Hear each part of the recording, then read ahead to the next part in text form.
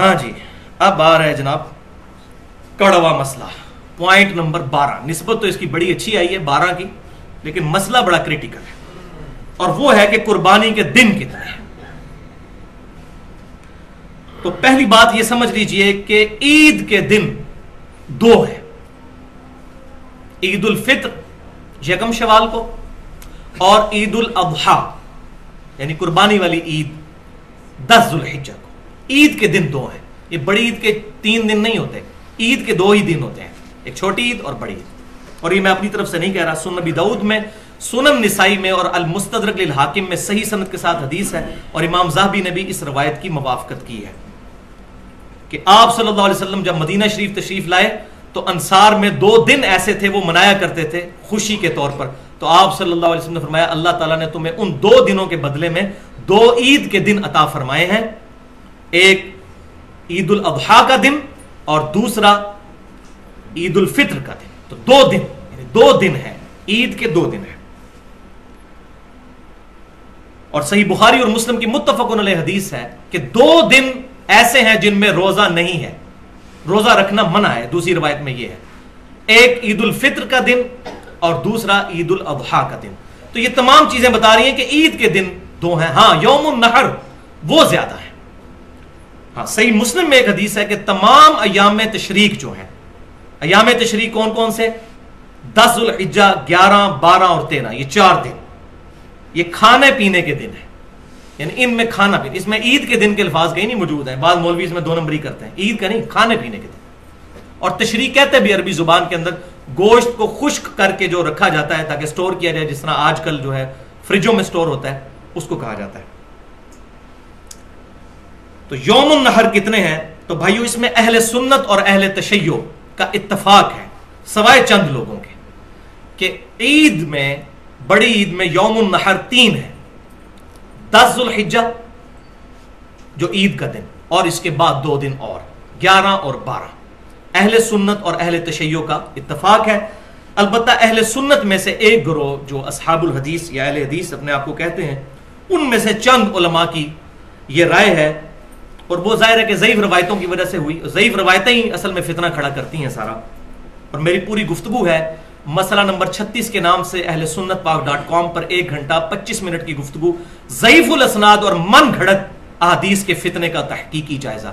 یہ ساری امت میں بگاڑ جو آئے ہیں قرآن اور صحیح بخاری اور صحیح مسلم کے مقابلے پر، یہ ضعیف الاسناد احادیث کی وجہ سے۔ تو ضعیف احادیث کی وجہ سے جو اسناد میں ضعیف ہوں، یہ سارا فتنہ کھڑا ہوا۔ تو وہ حدیث جو ہے اس کی 2 تگڑی روایتیں جو بقول ان کے ہیں وہ پیش کی جاتی ہیں، وہ میں ان کا سکم آپ کو بتا دیتا ہوں۔ پہلی حدیث مسند امام احمد سے، یہ ہر بندے کی زبان زد عام ہوتی ہے کہ آپ صلی اللہ علیہ وسلم نے فرمایا کہ تمام ایام تشریق قربانی کے ہیں۔ تو بھائیو یہ حدیث پکی ضعیف ہے، منقطع روایت ہے، اور صحیح مسلم کے مقدمے میں ہے کہ تابعی کی مرسل کوئی شے نہیں ہے جب تک وہ صحابی سے بیان نہ کرتے۔ تو اس حدیث میں سکم یہ ہے کہ عبد الرحمن بن ابی حسین رحمت اللہ علیہ، ان کی تابعی، یہ جو تابعی ہیں، ان کی ملاقات جبیر بن مطعم رضی اللہ تعالیٰ عنہ صحابی سے ثابت نہیں۔ اور ظلم کی انتہا یہ ہے کہ دارالسلام نے جو کتاب چھاپی ہے حافظ صلاح الدین یوسف صاحب کی، انہوں نے یہ روایت لکھی اور ساتھ لکھ بھی دیا کہ محدثین کی نظر میں یہ روایت منقطع ہے۔ پھر آگے کہتے ہیں لیکن بعض کہتے ہیں ٹھیک ہے لہذا کر لینی چاہیے، یعنی اتنی شک والی چیز ہی کر لینی چاہیے۔ پھر تو بھائیو 24 حدیثیں تو میں بھی پیش کرتا ہوں نبی صلی اللہ علیہ وسلم کے بارے میں کہ بغیر رفع دین کے آپ نے نماز پڑھی۔ تو روایتیں تو ادھر بھی بہت ہیں، پر اصول محدثین پر ثابت تو ہونا پہلے۔ تو ضعیف الاسناد احادیث کا یہ سارا فتنہ ہے۔ اور دوسری حدیث سنن کبریٰ البیہقی اور صحیح ابن حبان سے پیش کی جاتی ہے، یہی والی حدیث، اس کی سند وہاں بھی ہے، اور اس کے علاوہ جتنی پیش کی جاتی ہیں ساروں میں یہی سکم ہے کہ وہاں پر کیا ہے، عبد الرحمن بن یہ میں نے جو پہلی بتائی نا، اس میں سلیمان بن موسیٰ کی ملاقات جبیر بن مطعم سے ثابت نہیں، اور یہ جو دوسری روایت ہے اس کی 2-3 اسناد میں عبد الرحمن بن ابی حسین اور عمر بن دینار تابعی، ان دونوں کی ملاقات جبیر بن مطعم رضی اللہ تعالیٰ عنہ سے ثابت نہیں ہے، لہذا منقطع روایت ہے، اور منقطع روایت کا ہونا اور نہ ہونا برابر ہے۔ لہذا یہ مسئلہ کلیئر کیا۔ تو لہذا کوئی مرفوع حدیث موجود نہیں ہے، نہ اس ٹاپک پر کہ قربانی کے کتنے دن ہیں، نہ 3 پر ہے اور نہ 4 پر۔ مرفوع جو آپ صلی اللہ علیہ وسلم سے ثابت ہو. البتہ اس کے برعکس ہمیں صحیح الاسناد آثار ملتے ہیں، اور وہ پہلا الموطا امام مالک میں اور سنن الکبریٰ البہیقی کے اندر صحیح سند کے ساتھ عبداللہ بن عمر رضی اللہ تعالیٰ عنہ کا قول ہے، اور گولڈن چین کے ساتھ. امام مالک نے نافع سے سنا، نافع نے عبداللہ بن عمر سے، گولڈن چین. اسی سند پر بخاری اور مسلم میں رفع الیدین کی حدیث ہیں. گولڈن چین، سب سے بیسٹ سند، کہ عبداللہ بن عمر کہتے ہیں کہ قربانی عید والے دن کے بعد 2 دن ہے، یعنی ٹوٹل 3 دن. بلکہ احکام القرآن جو امام طحاوی رحمۃ اللہ علیہ المتوفا 321 ہجری ان کی کتاب ہے، اس میں صحیح سند کے ساتھ مولا علی رضی اللہ تعالیٰ عنہ، اور مولا سے مراد جگری یار، جو جامعہ ترمذی میں حدیث ہے، جس کا مولا میں اس کا مولا علی رضی اللہ تعالیٰ. مولا سے مراد مشکل کشا نہیں، اور اس میں میری پوری گفتگو بھی ہے sunnatpak.com پر، 2.25 گھنٹے کی دعا صرف اللہ ہی سے، مسئلہ نمبر 3 کے نام سے اور مسئلہ نمبر 43 کے نام سے، وسیلہ اور توسل کے صحیح احکام و مسائل، وہ بھی 1.5 گھنٹے کی گفتگو ہے الحمدللہ. یہ میں نے ایشوز میں ریزالو کیا ہے. تو اسی بک میں ہے کہ سیدنا علی رضی اللہ تعالیٰ عنہ کا قول ہے صحیح سند کے ساتھ کہ قربانی کے کل 3 ہی دن ہیں، 10، 11 اور 12. اور اسی کتاب میں عبداللہ بن عباس رضی اللہ تعالیٰ عنہما کا بھی قول ہے صحیح سند کے ساتھ کہ قربانی کے دن عید کے بعد 2 ہیں، لیکن افضل دن پہلے دن ہی قربانی کرنا ہے. یہ مسئلہ بھی کلیئر ہو گیا. لہذا یہ 4 دن جو اونٹ کھڑا رکھتے ہیں اور پھر قربان کر رہے ہوتے ہیں، یہ ہم مردہ سنت زندہ کر رہے ہیں. تو یہ عبداللہ بن عباس کہہ رہے ہیں پہلا دن افضل ہے. یہ کوئی مردہ سنت زندہ نہیں ہے، پہلے سنت تو ثابت ہو صحیح سند کے ساتھ. تو مردہ سنتیں جو بخاری اور مسلم سے ثابت ہیں اس کو زندہ کرنے کے لیے کوئی تیار ہی نہیں. وہ میں بتا دیتا ہوں، اگر اس کے لیے کوئی تیار ہو جائے. بخاری اور مسلم کی متفق علیہ حدیث ہے، آپ صلی اللہ علیہ وسلم نے فتح مکہ کے موقع پر کالی پگڑی پہنی ہوئی تھی اور اس کے 2 شملے چھوڑے ہوئے تھے دائیں اور بائیں کندھے پر. اس مردہ سنت کو بھی زندہ کریں نا، سارے لوگ پگڑیاں باندھیں. المستدرک للحاکم میں صحیح سند کے ساتھ ہے، سعد بن ابی وقاص کہتے ہیں میں نے سفید کلر کی پگڑی باندھی ہوئی تھی اور شملہ نہیں چھوڑا تھا، تو آپ صلی اللہ علیہ وسلم نے اپنے مبارک ہاتھوں سے وہ پگڑی کھول کر دوبارہ مجھے باندھی اور 1 چپے کے برابر جو ہے وہ شملہ چھوڑا، اور فرمایا سعد اس طرح پگڑی باندھا کرو، خوبصورت لگتی. تو اس مردہ سنت کو بھی کوئی زندہ کرے نا.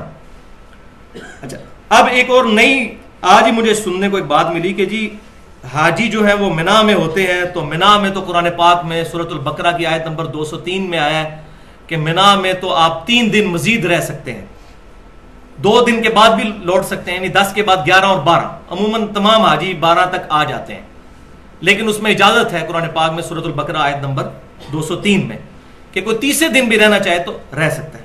تو کہتے ہیں چونکہ وہ منا میں 3 دن رہا جا سکتا ہے، لہذا قربانی بھی 3 دن ہو سکتی ہے. بھائیو یہ مسئلہ کہاں سے نکال لیا؟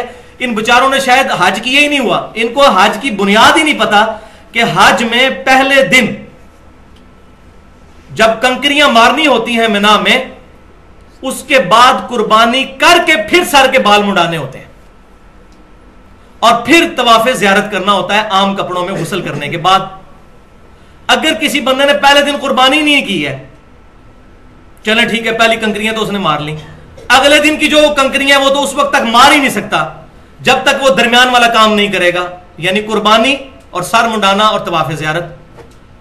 تو دوسرے دن کی کنکریاں وہ کیسے مارے گا؟ اگر دوسرے دن بھی، تو حاجی تو دوسرے دن بھی قربانی نہیں کر سکتا، حاجی نے تو قربانی پہلے دن کرنی ہوتی ہے. تو یہ بالکل فراڈ بچایا ہوا ہے، پتہ نہیں کہاں سے یہ باتیں لکھ لی ہیں. تو ایسی کوئی بات نہیں ہے، الحمدللہ میں نے بتا دیا. اہل سنت اہل تشیع میں اتفاق ہے، سوائے امام شافعی رحمۃ اللہ علیہ اور چند لوگوں کا کہ وہ چوتھے دن کی قائل ہیں، اور ضعیف روایتوں کی وجہ سے، اور اس میں کوئی ایسا مسئلہ نہیں، ہم ان پہ کوئی بدعت کا فتویٰ نہیں لگاتے، لیکن جس کو بات پتہ چل جائے. اور میں اسی لیے بھائیوں، یہ بات شاید کسی کو بری بھی لگے، لیکن میں اپنے دل کی بات سامنے رکھوں، میں اہل سنت میں سے اور اہل تشیع میں سے بھی سب سے زیادہ محبت اہل حدیث کے ساتھ کرتا ہوں. اس کی وجہ یہ ہے کہ یہی ایک مکتبہ فکر ہے جن کے سامنے جب صحیح الاسناد احادیث رکھی جاتی ہیں تو ان کو اپنا کوئی بزرگ یاد نہیں آتا. وہ کہتے ہیں بھئی حدیث صحیح ثابت ہوگی، یہی ہمارا مذہب ہے، اور اگر ہم کسی حدیث پر عمل کر رہے تھے اور وہ ضعیف تھی ہم چھوڑ دیں گے.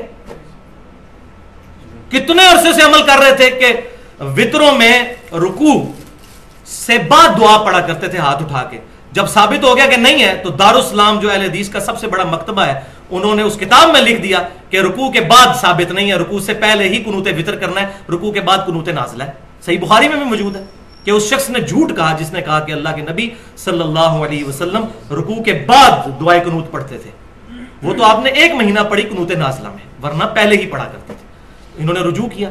ایون ہمارے اسلام آباد میں دارالاسلام مسجد اہل حدیث کی پچھلے سال انہوں نے باقاعدہ بروشر تقسیم کیا، حالانکہ وہاں چوتھے دن قربانی بھی ہوتی تھی، ریٹن فارم میں انہوں نے رجوع کیا کہ بھئی قربانی کے 3 ہی دن ہیں۔